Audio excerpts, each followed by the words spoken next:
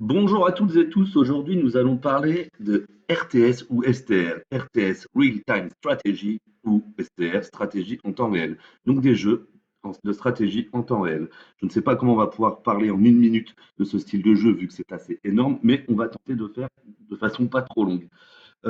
Du coup, si je vous dis STR, je vous dis qu'il y a des principes de base qui ont été lancés en 1992. Ça a été lancé pour la première fois en 1992 par Brett Sperry. Brett Sperry, c'est lui qui a créé Command and Conquer et Dune 2. Donc c'est juste un gros daron. Je vous donne déjà quelques noms de jeux qui devraient résonner et ça va vous parler encore plus tout à l'heure.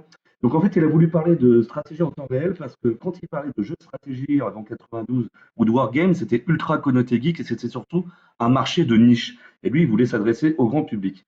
Donc avec Dune 2, il a dit, allez, on part sur des stratégies de jeu en temps réel, et ça, c'est une révolution. À ne pas confondre, attention, avec les jeux de stratégie tour par tour du style Rome, pour ceux qui ça parle. Donc, du coup, ce style de jeu, hein, le principe de base, je vous l'ai dit, est assez simple.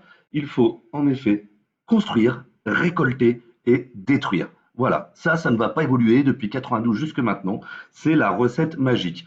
Alors, à cette recette magique, ces trois ingrédients de base, il faut rajouter pour un bon STR deux ou trois ingrédients qui sont nécessaires pour le bon fonctionnement. Un, le principal, c'est les factions.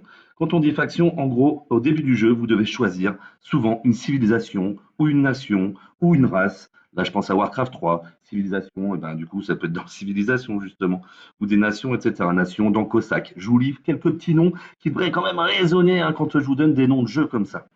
Et donc, autre ingrédient, ce qu'on appelle le micromanagement. Vu que l'action se passe en temps réel, eh ben, le joueur ne dispose que d'un temps très limité pour construire, développer, récolter et surtout produire des unités pour aller taper sur la tête de l'autre, pour aller envoyer un max d'unités plus vite que l'autre pour détruire son village, ses vaisseaux, son pays, son armée, etc.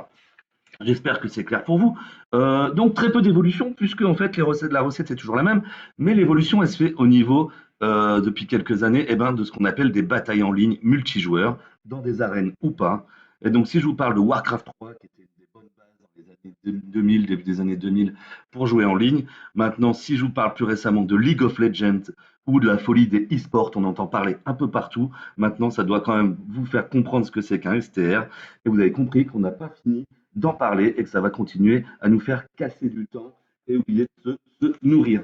Je conclurai juste avec quelques petits jeux hein, que vous pourrez aller voir. Un jeu aussi mythique hein, qui rentre dans le Panthéon, au même titre que d'une deux autres, qui est Age of Empire. Je pense à Cossack. Bref, c'est magnifique. J'ai envie de rejouer. Je vous souhaite une bonne journée et je vous dis à bientôt pour une future vidéo. Ciao, bisous.